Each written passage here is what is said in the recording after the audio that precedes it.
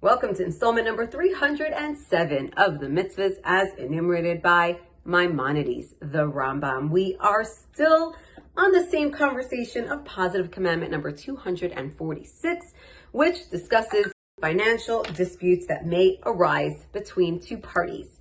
In particular, we are talking about a partial disagreement where the guilty party does agree that he owes money, but does not agree on how much or whatever detail it is. He does not fully agree. He agrees that there is an issue involved, but does not fully agree. Now, what is interesting is that as we've been talking about the last few days, is that what happens is that the guilty party must take an oath, a biblical oath, holding the Torah scroll, a very serious oath, and he must say, state how much money he believes he actually owns. Now, what is interesting is that if it wasn't a partial disagreement, but a complete disagreement where person number two said, what are you talking about? I don't owe you any money altogether. As opposed to option A, which said, you're right, I owe you money, but I disagree with how much. Option B is saying, I don't owe you at all. In this case, what happens? He is also made to swear. However, it is a much, much lesser swearing. It is actually not a biblical swearing. It is a swearing that was created by the rabbis. It is actually a rabbinical swearing.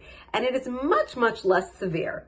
Why is this? Why is it so? Why is it if I only dispute the amount, then it's much more severe. But if I dispute the entire thing, it's in its entirety, then it is so much more severe.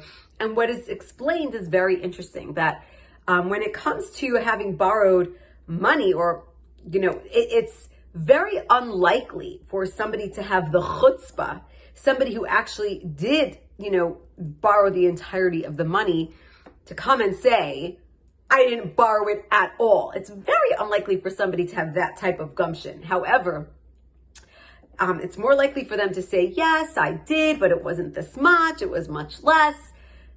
But to say I didn't at all is more likely that he actually, really believes that, and that is likely to be the case. And so for this reason, he is actually given a much lesser swearing than option number one. Have a wonderful day.